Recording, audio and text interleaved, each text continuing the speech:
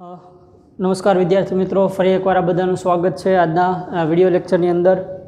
હવે આજનો આપણો જે ટૉપિક જે છે એ લાસ્ટ ટૉપિક જે છે આ ચેપ્ટરનો બરાબર છે, ગર્ભધારણ, ગર્ભાવસ્થા, ગર્ભીય વિકાસ, અને ત્યારબાદ આપણે જોઈશું પ્રસૂતિ અને દુગ્ધસ્ત્રાવ. તો એક અગત્યનો ટૉપિકમાંનો એક ટૉપિક જે છે અને બોર્ડના દ્રષ્ટિએ પણ છે, તમને એક્ઝામમાં પૂછાય કે એવા પ્રકારનો ટૉપિક જે છે અને સમજવા જેવો ટૉપિક જે છે એ આજે આપણે શરૂ કરીએ. બરાબર. હવે ગર્ભધારણ શું છે બરાબર એ આપણે સમજી ગયા છે, એની વ્યાખ્યા છે આપણે જોઈ ચૂક્યા છીએ. બરાબર. આની પહેલાંના લેક્ચરની અંદર ગર્ભસ્થાપન છે કેવી રીતે થાય છે યાદ કરીએ આપણે થોડુંક. તો યાદ કરો કે અંડવાહિનીની અંદર ફલન થતું હતું ક્યાં આગળ, તો કે તુંબિકા ઇથમસ જોડાણ પાસે. એ ધીરે ધીરે ગર્ભાશય તરફ આગળ વધે, એ દરમિયાન વિખંડનની ઘટના થાય, બરાબર. વિભાજન પામતા હતા ગર્ભકોષ્ઠી કોષો, બરાબર. 2, 4, 8 એવી રીતે અવસ્થા બનાવતા, મોરુલા અવસ્થા 8 થી 16, ગર્ભકોષ્ઠ કોથળી બને, બરાબર ને. આગળ જતા એમાં બહારના કોષો પોષક કોષ, અંદરની બાજુ અંતઃકોષ સમૂહ. બહારના કોષો છે બરાબર, એ ગર્ભાશયની દિવાલ સાથે જોડાય છે, બરાબર. અને અંદરના કોષો અંતઃકોષ સમૂહ, એમાંથી ભ્રૂણનો વિકાસ થશે. તો એ વસ્તુ આપણે જોઈતી. તો હવે આપણે એની આગળ જોઈએ ગર્ભધારણ, ગર્ભાવસ્થા, ગર્ભીય વિકાસ છે એ કેવી રીતે થાય એ. હવે ગર્ભધારણ જ્યારે થશે બરાબર, જ્યારે ગર્ભસ્થાપન થઈ ગયા બાદ હવે યાદ કરો કે બહારના કોષો હતા એ ક્યાં હતા, તો કે પોષક કોષ. હવે એ જે પોષક કોષ છે એમાંથી શું થશે, તો કે આંગળી જેવા પ્રવર્ધો ઉત્પન્ન થશે. બહારનો જે વિસ્તાર હતો બરાબર પોષક કોષ, એમાંથી શું ઉત્પન્ન થાય, તો કે આ પ્રકારના આંગળી જેવા પ્રવર્ધો છે એ ઉત્પન્ન થશે. એને કહેવામાં આવે છે જરાયુજ અંકુર. શું કહેવાય? જરાયુજ અંકુર. સમગ્ર જે આખી જે ગર્ભકોષ્ઠ કોથળી છે આ પ્રમાણે બરાબર, એની ફરતે આ પ્રમાણે શું થશે, તો કે આંગળી જેવા પ્રવર્ધો છે એ ઉત્પન્ન થાય છે, બરાબર. આ રીતે હોય, એને શું કહેવાય? જરાયુજ અંકુર. હવે આ જે જરાયુજ અંકુર જે છે બરાબર, એ કોના કોના વડે ઘેરાશે, તો કે ગર્ભાશયની પેશી બરાબર અને માતાના રુધિર વડે ઘેરાશે. એનો મતલબ ગર્ભાશયની પેશી છે એ આખા જે આ જરાયુજ અંકુર છે એને શું કરશે, ફરતે ફરતે ઘેરે છે. પ્લસ આ માતાનું જે રુધિર છે એ પણ શું કરશે, તો કે આને આ જે આખો ભાગ છે એને ઘેરે છે, બરાબર. તો જરાયુજ અંકુર છે બરાબર એ છે. હવે આગળની ઘટના શું થાય, તો કે આ જે જરાયુજ અંકુર જે છે માતાની ગર્ભાશયની જે પેશી છે એની સાથે શું થશે, તો કે જોડાઈ જશે. આ જરાયુજ અંકુર છે ગર્ભાશયની પેશી સાથે જોડાઈ જાય અને એક રચનાત્મક અને ક્રિયાત્મક એકમ બનાવશે, જેને કહેવાય જરાયુ. શું કહેવાય? જરાયુ. ઇનડાયરેક્ટલી આપણે એમ કહી શકીએ કે જરાયુ છે એક એવા પ્રકારની રક્ષણાત્મક રચના જે છે કે જે અંદર જે ભ્રૂણ જે વિકાસ પામશે એનું રક્ષણ કરશે. બીજા એના અગત્યના કાર્ય આપણે હવે અત્યારે જોઈએ. ચાલો ફરી એકવાર રિવિઝન કરાવી દઈએ. શું? તો કે બહારના કોષો છે બરાબર, કયા પોષક કોષ, એમાંથી આંગળી જેવા પ્રવર્ધ ઉત્પન્ન થાય એને કહેવાય જરાયુજ અંકુર. કોના વડે ઘેરાયેલું છે? ગર્ભાશયની પેશી અને માતાના રુધિર વડે. આ જરાયુજ અંકુર છે કોની સાથે ભળી જાય, તો કે ગર્ભાશયની પેશી સાથે જોડાઈ જાય અને એક રચનાત્મક ક્રિયાત્મક એકમ બનાવે, એને કહેવાય જરાયુ, બરાબર. જરાયુ છે એક પ્રકારની રક્ષણાત્મક આવરણ જે છે. ચાલો હવે આપણે એનું કાર્ય જોઈએ. જરાયુનું કાર્ય શું છે તો સમજવા જેવું છે. જરાયુ એનું કાર્ય બરાબર. તો જરાયુ છે એનું સૌથી અગત્યનું કાર્ય આપણે એક જોઈએ તો શું, તો કે અંદર જે ભ્રૂણ હશે બરાબર એને શું કરશે, તો કે બહારથી પોષક દ્રવ્યો છે એ અંદર દાખલ કરાવશે, પ્લસ ઓક્સિજન છે અંદર દાખલ કરાવશે. સ્વાભાવિક છે, ભ્રૂણ છે એને ઓક્સિજનની જરૂર પડશે અને બીજું શું જરૂર પડશે, પોષક દ્રવ્યોની જરૂર પડશે. હવે એવી જ રીતે આ જે ભ્રૂણ જે છે બરાબર, તો સ્વાભાવિક છે ઓક્સિજન લેશે તો બદલામાં કાર્બન ડાયોક્સાઇડ ઉત્પન્ન કરશે. તો કાર્બન ડાયોક્સાઇડ અને બીજું કે અંદરની બાજુએ પોતાના ઉત્સર્ગ દ્રવ્યો જે ઉત્પન્ન કરશે તો એને બહાર લાવવામાં પણ મદદ કરશે. હવે આ જે આખી જરાયુ જે છે એ ગર્ભનાળ નામની રચના વડે ભ્રૂણ સાથે જોડાયેલો હોય, બરાબર. તમે કદાચ જોયું આપણી નાભી જે છે ને ત્યાં ગર્ભનાળ છે હોય છે. બાળક છે એનો જન્મ થાય ને ત્યારે હારવાર જોડાયેલી હોય, પછી એને કટ કરવામાં આવે. તમે કદાચ જોયું છે બરાબર. યા ગર્ભનાળ બરાબર, એના દ્વારા શું થાય, પોષક દ્રવ્યો અને બીજા ઘટકોની બધાની ઉત્સેચક દ્રવ્યો બહાર જશે અને એ બધું શું થાય તો કે આપલે જે આના દ્વારા થશે ગર્ભનાળ વડે. આટલો ખ્યાલ આવ્યો? બરાબર. તો જરાયુ છે એનું કાર્ય છે તો કે ઓક્સિજન O2, બરાબર, પોષક પદાર્થ એની આપલે કરશે, પોષક પદાર્થ છે એને આપશે, અને ઉત્સર્ગ દ્રવ્યો એટલે CO2 છે, ઉત્સર્ગ પદાર્થ એનો બહાર નિકાલ કરે, એનો બહાર નિકાલ થાય. રેડી? પોષક દ્રવ્ય છે એની અંદરની બાજુએ લઈ જશે. બરાબર. ચાલો, જરાયુ છે, બરાબર છે, એ ભ્રૂણ સાથે કઈ રચનાથી જોડાશે તો કે જરાયુ છે એની સાથે ગર્ભનાળ જોડાયેલું છે કે જે કોની સાથે જોડાશે? ભ્રૂણની સાથે. ઓકે. હવે એ સિવાય આપણે આગળ એક ઘટના જોઈએ. જરાયુ જે છે એ પોતે અંતઃસ્ત્રાવીય પેશી તરીકે પણ વર્તે છે. એનું અગત્યનું બીજું કાર્ય આપણે જોઈએ. જરાયુનું બીજું કાર્ય છે અંતઃસ્ત્રાવી પેશી તરીકે વર્તે. બરાબર. તો અમુક અગત્યના અંતઃસ્ત્રાવો જે છે એને ઉત્પન્ન કરવાનું કાર્ય કરે છે. કેવા કેવા?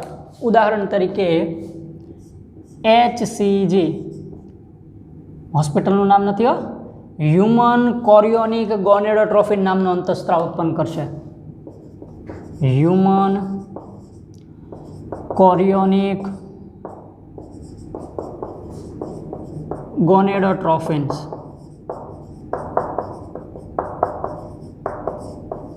બરાબર. બીજો છે HPL, હ્યુમન પ્લેસેન્ટલ લેક્ટોજન્સ. હ્યુમન પ્લેસેન્ટલ લેક્ટોજન્સ. બરાબર. એ સિવાય તો કે ઇસ્ટ્રોજન, પ્રોજેસ્ટેરોન. તો આવા અંતઃસ્ત્રાવો જે છે એ ઉત્પન્ન કરે છે જરાયુ, એટલે એ સમય દરમિયાન અંતઃસ્ત્રાવીય પેશી તરીકે વર્તે છે. એ સિવાય એ પણ યાદ રાખવાનું કે ગર્ભધારણ છે એ શરૂ હોય છે હવે એના અંત ભાગ તરફ. ગર્ભધારણ છે એના અંત સમય દરમિયાન અંડપિંડ છે એ પણ એક અંતઃસ્ત્રાવ ઉત્પન્ન કરે છે. ઉદાહરણ તરીકે રિલેક્સિન.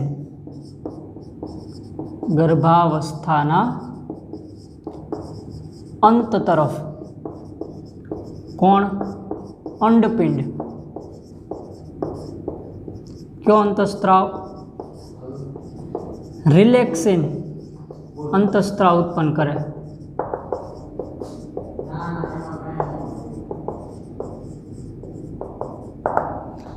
બરાબર. પણ એક વસ્તુ યાદ રાખવાની તમારે જરૂર છે કે આવા જે અંતઃસ્ત્રાવો જે છે એ કયા સમય દરમિયાન ઉત્પન્ન થશે તો કે જ્યારે ગર્ભધારણનો સમય હશે એવા સમય દરમિયાન જ આવા અંતઃસ્ત્રાવો જે છે એ ઉત્પન્ન થાય છે, બાકીના સમયે નહીં. બરાબર. કારણ કે આ બધા વિશિષ્ટ પ્રકારના અંતઃસ્ત્રાવો છે કે જે પેશી જરાયુ છે એના વડે ઉત્પન્ન થશે. ઇસ્ટ્રોજન અને પ્રોજેસ્ટેરોન છે એ તો એના માદા જાતિ અંતઃસ્ત્રાવો પણ છે કે જે અંડપિંડ વડે ઉત્પન્ન થાય છે, પણ આ અગત્યના અંતઃસ્ત્રાવો છે અમુક એ પાછા આ સમય દરમિયાન જ ઉત્પન્ન થાય છે, યાદ રાખજો. ઓકે. હવે એ સિવાય ગર્ભધારણ છે એ સમય દરમિયાન માતાના રુધિર છે એની અંદર અમુક અંતઃસ્ત્રાવોનું પ્રમાણ વધે છે. કેવા કેવા? તો કે ગર્ભાવસ્થા દરમિયાન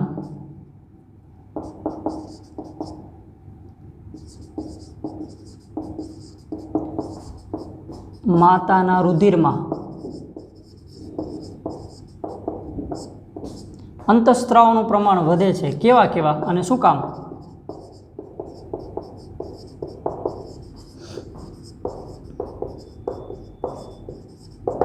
ઉદાહરણ તરીકે ઇસ્ટ્રોજન, પ્રોજેસ્ટેરોન, કોર્ટિસોલ, થાઇરોક્સિન, આ તમે ભણીને આવી ગયેલા છો 11માં, પ્રોલેક્ટિન. આ બધા અંતઃસ્ત્રાવો છે એનું પ્રમાણ છે માતાના બ્લડ એના રુધિરની અંદર એનું પ્રમાણ વધશે. હવે એવું શું કામ થવું જરૂરી છે? તો કે આવા સમય દરમિયાન છે અંતઃસ્ત્રાવો જે છે એ કાર્ય કરશે તો કે શું? તો કે અંતઃસ્ત્રાવો જે છે એ ભ્રૂણની જાળવણી માટે, એના વૃદ્ધિ, એના વિકાસ માટે, પ્લસ માતાની અંદર જે ચયાપચય કે ફેરફારો જે થાય છે એના માટે જરૂરી છે. તો એનું કાર્ય પણ તમારે યાદ રાખવાનું છે. તો કે ભ્રૂણના વૃદ્ધિ માટે, બરાબર, પછી એની કાળજી માટે અને માતામાં ચયાપચય એક ફેરફાર જે થાય છે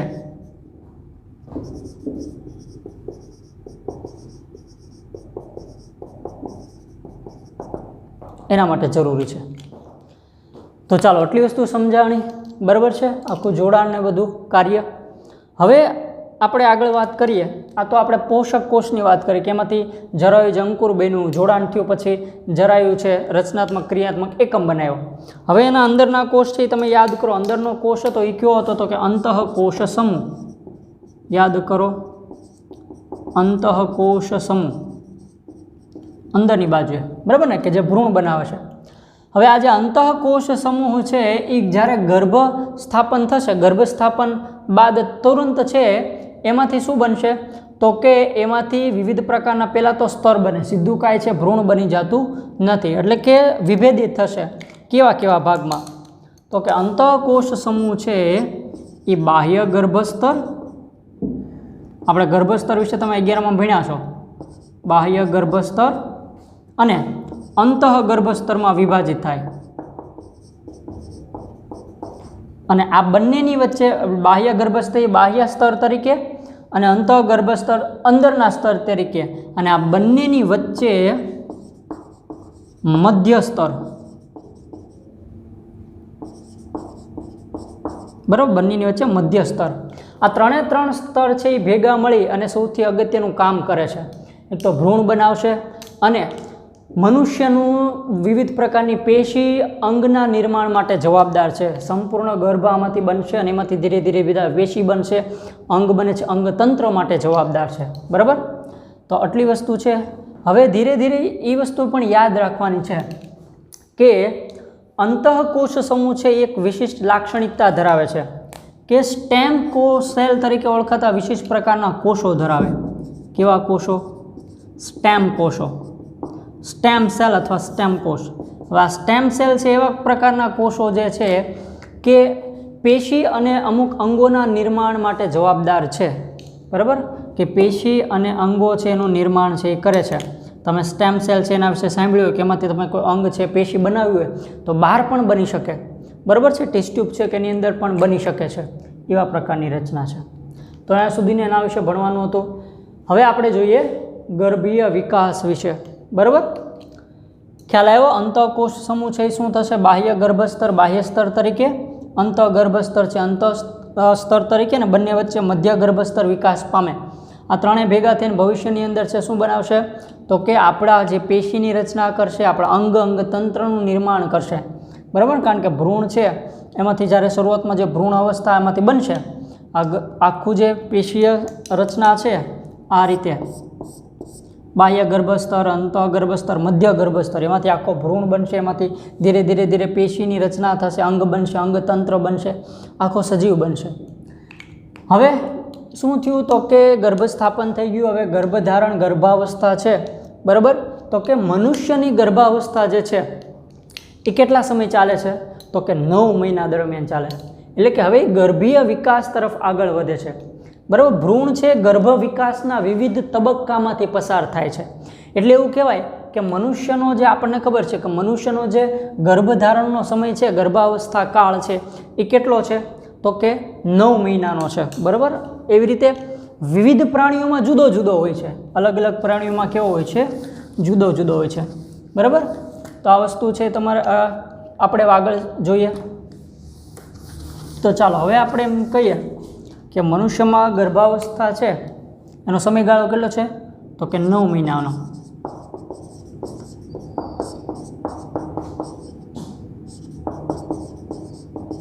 કેટલા મહિના છે? તો કે 9 મહિના, બરાબર ને. તો માદા છે એ 9 મહિના છે સુધી છે શું કરે તો કે એની એ સમય દરમિયાન જે ગર્ભાવસ્થાનો સમયગાળા દરમિયાન શું થાય, ગર્ભીય વિકાસની વિવિધ તબક્કામાંથી પસાર થશે. જોઈએ આપણે અમુક ઘટનાઓ. બરાબર, તો કે પ્રથમ મહિને પ્રથમ માસના અંતે એટલે પહેલો મહિનો જ્યારે પૂરો થશે તો એવા સમયે છે ગર્ભાવસ્થા દરમિયાન શું થશે તો કે આપણું જે ભ્રૂણ જે છે એનું હૃદય છે એ શું નિર્માણ પામશે. પ્રથમ મહિને શું થશે તો કે ભ્રૂણનું હૃદય નિર્માણ પામે. પ્રથમ મહિનાના અંતે છે ભ્રૂણનું હૃદય છે નિર્માણ પામે છે. હવે આ હૃદય છે નિર્માણ પામ્યું ધબકવાની શરૂઆત થશે તો એ તમે કઈ રીતે તપાસી શકો તો કે ડૉક્ટરે કાનમાં ઓલું ભર્યું હોય ખબર ને એનાથી તમને તપાસે, એને સ્ટેથોસ્કોપ કહેવાય. શું કહેવાય? સ્ટેથોસ્કોપની મદદથી તમે આ હૃદયના ધબકારા છે એ સાંભળી શકો છો. બરાબર, ચાલો એની પછી બીજા મહિનાના અંતે ગર્ભાવસ્થા દરમિયાન શું ફેરફાર થશે તો કે બીજા મહિનાના અંતે ભ્રૂણ છે એ હવે તો કે ઉપાંગો વિકાસ પામશે અને આંગળીઓનો વિકાસ થશે. બરાબર, એવી રીતે ત્રીજા મહિનાના અંતમાં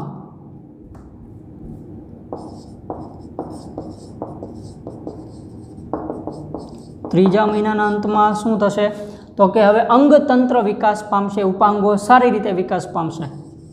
હવે અંગતંત્રો વિકાસ પામે. આ સમય દરમિયાન બાહ્ય જનનાંગ જે છે એ વિકાસ પામે છે.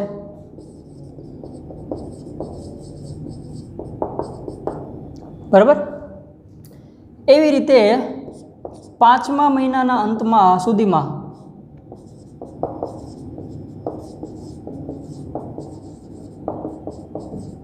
હવે આ જે બાળક છે એ હલનચલન કરશે. હલનચલન દર્શાવે એના માથા ઉપર જે છે વાળ આવશે.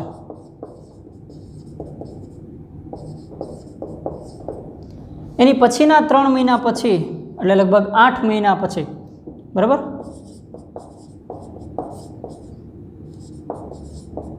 8 મહિનાના અંતે જે છે હવે એના સમગ્ર શરીર ફરતે વાળ છે એ ધીરે ધીરે આવવાનું શરૂ થશે.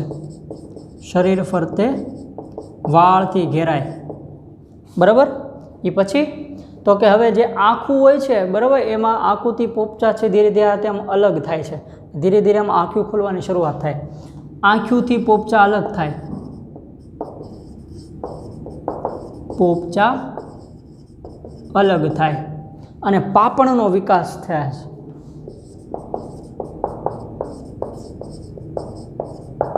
રેડી? અને જ્યારે 9 મહિના પૂરા થશે,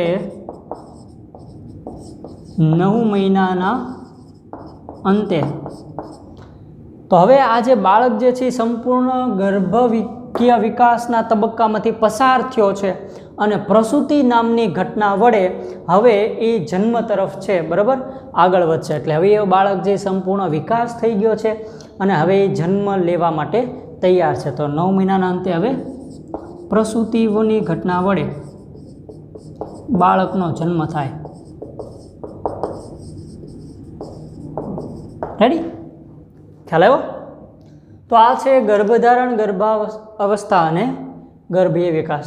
હવે એની પછીનો આપણો જે ટોપિક જે છે આ જ છે પ્રસૂતિ અને દુગ્ધસ્ત્રાવ. નાનો એવો ટોપિક જે સરસ મજાનો આપણે જોઈ લઈએ.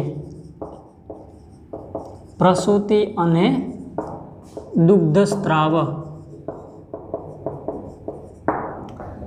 તો આપણે કીધું એમ કે મનુષ્યનો જે ગર્ભાધારણનો જે સમય છે એ કેટલા મહિનાનો છે? 9 મહિનાનો. જુદા જુદા પ્રાણીઓની અંદર આ સમયગાળો કેવો હોય છે? 9 મહિનાનો. તો 9 મહિના દરમિયાન આ જે સમયગાળો છે ગર્ભધારણનો બરાબર ગર્ભીય વિકાસમાંથી પસાર થાય છે તો એને સામાન્ય રીતે આપણે આમ જોવું હોય તો એને કેવું હોય તો ગર્ભધાન સમય કહેવાય. શું કહેવાય? ગર્ભાધાન સમય અથવા ગર્ભાવસ્થિ કાળ તરીકે ઓળખવામાં આવે છે. આ સમય દરમિયાન આપણે કીધું વિવિધ તબક્કાઓમાંથી એમાંથી પસાર થશે અને જે તે સમયે શું થાય તો કે એનો સંપૂર્ણ વિકાસ થશે એટલે પ્રસૂતિ નામની ઘટના વડે બાળક છે એ શું થાય તો કે એ આગળ છે એનો જન્મ થાય છે. પણ આખી ઘટના તમે સમજો એટલી સરળ નથી. આની પાછળ ઘણી બધી પ્રોસેસ છે, કામ થાય છે, બરાબર. એ ભાગ ભજવે છે. ઉદાહરણ તરીકે જટિલ ચેતા અંતસ્ત્રાવી તંત્ર છે, આની અંદર ભાગ ભજવે છે, બરાબર. ન્યુરો એન્ડોક્રાઇન કહેવાય એને. કેવી સિસ્ટમ કહેવાય? ન્યુરો એન્ડોક્રાઇન સિસ્ટમ છે, એની અંદર ભાગ ભજવે છે જટિલ ચેતા અંતસ્ત્રાવી તંત્ર. હવે એક ક્વેશ્ચન એમ થાય કે ચાલો કેમ ખબર પડે કે કેવા સમયે છે આ બાળક છે એનો જન્મ થવાનો છે? તો કે જ્યારે ભ્રૂણ જે છે એ સંપૂર્ણ વિકસિત અવસ્થામાં પહોંચી જાય, બરાબર. તો કે પ્રસૂતિના સંકેત શું? તો કે પ્રસૂતિનો સંકેત એ છે કે ભ્રૂણ છે એ વિકસિત તબક્કામાં પહોંચી જાય સંપૂર્ણ રીતે, અને જરાયુ છે એના દ્વારા સંકેતો મળે છે, બરાબર. જરાયુ દ્વારા અને સંપૂર્ણ વિકસિત ગર્ભ દ્વારા પ્રસૂતિ માટેના સંકેતો મળે છે. આ ગર્ભ જે છે એ શું દર્શાવે? હલનચલન દર્શાવે છે. તો આ પ્રકારની જે ઘટના છે એને કહેવાય ગર્ભ નિકાલની પ્રતિવર્તી ક્રિયા. શું કહેવાય? ગર્ભ નિકાલની પ્રતિવર્તી પ્રક્રિયા. એટલે કે આ પ્રક્રિયા વડે હવે શું થઈ ગયું? સંકેત મળ્યો કે હવે એ જે બાળક છે એનો વિકાસ થઈ ગયો છે, કવિ પ્રસૂતિ માટે તૈયાર જે છે. હવે આખી ઘટના છે એ સમજવા જેવી છે, બરાબર. એક જ લાઇનની અંદર આખી છે તમારે યાદ રાખવાની છે. તો કે પિટ્યુટરી ગ્રંથિ જે છે, પિટ્યુટરી ગ્રંથિ છે એમાંથી ઓક્સિટોસિન નામના અંતઃસ્ત્રાવનો સ્ત્રાવ થાય. કેવો અંતઃસ્ત્રાવ? આ તમે ભણી ગયેલા છો, યાદ આવે? ઓક્સિટોસિન અંતઃસ્ત્રાવનો સ્ત્રાવ થશે, બરાબર. હવે આ જે ઓક્સિટોસિન અંતઃસ્ત્રાવ જે છે એ ગર્ભાશય ઉપર અસર કરે છે, બરાબર. એટલે ગર્ભાશયની અંદર એ શક્તિશાળી સંકોચન પેદા કરવા માટે જવાબદાર. ઓક્સિટોસિન શું કરશે? ગર્ભાશય ઉપર શક્તિશાળી સંકોચન પ્રેરે, બરાબર. પિટ્યુટરી ગ્રંથિ છે, ઓક્સિટોસિન છે, બરાબર. પિટ્યુટરી ગ્રંથિ દ્વારા જે નિર્માણ પામતો ઓક્સિટોસિન અંતઃસ્ત્રાવ ગર્ભાશયની પેશી ઉપર અસર કરે છે. ગર્ભાશયની પેશી ઉપર અસર થાય એટલે ગર્ભાશયની અંદર શું થાય? શક્તિશાળી સંકોચન પ્રેરાય છે, બરાબર. હજુ વધારે ઓક્સિટોસિન છે, બરાબર, એના ઉપર અસર કરે છે. ગર્ભાશય ઉપર હજુ વધારે સંકોચન થાય છે અને ધીરે ધીરે ધીરે શું થાય છે તો કે જે ગર્ભાશયની અંદર રહેલો જે આપણો જે બાળક જે છે એ પ્રસૂતિ નામની ઘટના વડે શું થાય છે તો કે બહારની બાજુએ છે આવે છે, બરાબર. તો જન્મ થાય છે બાળકનો. આખી જે ઘટના છે એને કહેવાય પ્રસૂતિ. તમે પ્રસૂતિની ઘટના જોયો છે કે બાળક છે એનું સૌથી પહેલાં શીર્ષ પ્રદેશ છે એ ધીરે ધીરે છે બહાર લાવવામાં આવે છે. ધીરે ધીરે જે આખો જે ભાગ હોય છે ઉપરનો ત્યાંથી જે પુશ કરીને, બરાબર. આખી બહુ જટિલ ઘટના છે, આપણે જેટલી સરળ સમજીએ એટલી સરળ ઘટના છે નહીં. એક નાનો એવો ટોપિક છે એની પછીનો દુગ્ધસ્ત્રાવ. તો કે જ્યારે ગર્ભધારણનો સમયગાળો શરૂ હોય છે એ સમય દરમિયાન જ તે માતા જે છે એની સ્તન ગ્રંથિ છે એ વિભેદીકરણ પામે છે. અને જેવું પ્રસૂતિની ઘટના થશે એટલે કે હવે માતા જે છે એની સ્તન ગ્રંથિમાંથી દૂધ છે એના નિર્માણની પ્રક્રિયા શરૂ થાય છે. એ ઘટનાને કહેવાય છે દુગ્ધસ્ત્રાવની ઘટના. એટલે કે આ ઘટના વડે હવે છે એની સ્તન ગ્રંથિમાંથી દૂધ ઝરવાની પ્રક્રિયા શરૂ થાય છે. હવે શરૂઆતનું જે મિલ્ક હોય છે માતાનું, બરાબર છે, તો શરૂઆતના દિવસો દરમિયાન જે માતાનું મિલ્ક જે છે એને કહેવામાં આવે છે કોલોસ્ટ્રમ. શું કહેવાય? કોલોસ્ટ્રમ. હું તમને લખી દેવાય શું કહેવાય એને? કોલોસ્ટ્રમ, બરાબર. તો શરૂઆતનું જે મિલ્ક જે માતાની સ્તન ગ્રંથિમાંથી ઝરે છે એને શું કહેવાય? કોલોસ્ટ્રમ. હવે કોલોસ્ટ્રમ છે કેવા પ્રકારનું મિલ્ક જે છે કે એની અંદર પુષ્કળ માત્રાની અંદર એન્ટીબોડી હોય છે. શું હશે? પુષ્કળ માત્રામાં એન્ટીબોડી. એન્ટીબોડી છે એ બાળકને શરૂઆતમાં જરૂરી છે અને એટલા માટે કે એન્ટીબોડી છે એ બાળક છે એને શું કરશે તો કે પ્રતિકાર તંત્ર જે છે એનું મજબૂત બનાવશે, બરાબર. એની ઇમ્યુનિટી માટે જરૂરી છે. એટલા માટે ડૉક્ટરો જે છે એ શરૂઆતની અંદર છે સલાહ આપે છે કે માતા દ્વારા જે શરૂઆતનું જે સ્તનપાન જે છે એ સૌથી અગત્યનું છે. શું કામ? કારણ કે એવા સમયે એની અંદર કોલોસ્ટ્રમ જે દૂધ છે એ મેક્સિમમ એન્ટીબોડીવાળું હોય છે જેનાથી પ્રતિકાર ક્ષમતા છે બાળકની વધે છે. એટલા માટે બરાબર. તો એટલા માટે ડૉક્ટરો દ્વારા છે સલાહ આપવામાં આવે છે. એ સમય દરમિયાન જે દૂધ છે એ થોડું કરતું પીળાશ પડતા રંગનું હોય છે, બરાબર. અમુક લોકો છે એવા દૂધ છે એને ફેંકી દે છે, પાતા નથી, ગળ થૂતી પાય ને એવું બધું પાય છે. તમે ગોળનું પાણી ને એવું બધું પાય તમે જોયું હશે કે સાંભળ્યું હશે. પણ એની કરતાં હવે તમે આ બધું ભણી લીધા પછી હવે એટલીસ્ટ તમને એટલી ખબર પડવી જોઈએ કે આપણી જે રૂઢિ જે છે અમુક થોડીક ખોટી જે છે, બરાબર. ગોળનું પાણી કે એવું પાવાથી શું થઈ જાય તો કે બાળક છે ને જીભ આવી જાય છે, મોઢું આવી જાય, પછી તદ્દન શું થાય દૂધ પીતું નથી અને બાળક છે એ કમજોર પડે છે. એટલા માટે જરૂરી છે વિદ્યાર્થી મિત્રો કે અમુક વસ્તુ તમે જે ભણો છો એ રોજિંદા જીવનની અંદર તમે ઉપયોગમાં પણ લ્યો, બરાબર. તો આ એક પ્રક્રિયા છે, દુગ્ધસ્રાવની પ્રક્રિયા દ્વારા છે દૂધનું નિર્માણ થશે, બરાબર. એનો સ્ત્રાવ થશે, બાળકના પોષણ માટે જરૂરી છે. માદા સસ્તનની લાક્ષણિકતા છે સ્તન ગ્રંથિ, એના વડે બાળકને પોષણ મળશે. શરૂઆતનું દૂધ કોલોસ્ટ્રમ છે એના માટે જરૂરી છે, એન્ટીબોડી ધરાવે છે. આ વસ્તુ છે તમારે જાણવાની હતી, બરાબર છે. તો આ સાથે છે આપણું આ ચેપ્ટર જે છે અગત્યનું સરસ મજાનું આપણે પૂરું કરીએ છીએ. અહીં સુધીનું છે એકવાર શાંતિથી છે બધા લોકોએ જે બરાબર વાંચી નાખવાનું છે, બરાબર, અને શાંતિપૂર્વક સમજવાનું છે અને લખવાનું છે. બને ત્યાં સુધી છે બધા લોકોએ છે મોઢે લખવાની ટ્રાય કરવાની છે. તમે જે ક્વેશ્ચન ને બધું જોવો છે મોઢે લખવાની ટ્રાય કરવાની, બરાબર, કે તમને જોયા વગર તમે લખી શકો છો કે નહીં. એનું એક રીઝન છે કે એક્ઝામની અંદર બોર્ડની અંદર તો તમારે મોઢે પેપર લખવાના હોય છે. તો તમે આ પ્રશ્ન સમજાય છે, ઘણા લોકોને એવું બને, આપણે એવું મેં જાણેલું હોય કે આપણે અત્યાર સુધી એવું સાંભળેલું કે સર ક્વેશ્ચન છે આખો સમજાઈ ગયો છે, બરાબર, તો કે યાદ પણ રહી જાય, લખવા બેસીએ ત્યારે ભૂલાઈ જાય છે. કેમ એવું થાય છે? તો એનું એકમાત્ર રીઝન એવું છે કે તમે જે ક્વેશ્ચન સમજેલા છો, ચાલો યાદ પણ રહી ગયો, પણ તમે લખવાની પ્રેક્ટિસ ઘરે એકવાર કરી, મોઢે લખવાની પ્રેક્ટિસ કરી? તો કે મોઢે લખવાની પ્રેક્ટિસ કર્યા વગર તમે કેમ શ્યોર થશો કે તમે એ ક્વેશ્ચન લખી શકો છો કે નહીં? તો એ ખાસ અગત્યનું છે કે જે તે ક્વેશ્ચન છે તમે સમજી વિચારી, બરાબર, અને જાતે લખો તો તમને એની પ્રેક્ટિસ પડશે, બરાબર. તો ચાલો હવે આપણે મળીએ નેક્સ્ટ લેક્ચરની અંદર મળશું. 2 વાર હોમવર્કની અંદર સરસ રીતે કરવાનું છે અને હોમવર્ક મેકલવાનું છે, બરાબર. તમારું જે નિયમિત રીતે અહીં ચેક થશે. Okay, thank you.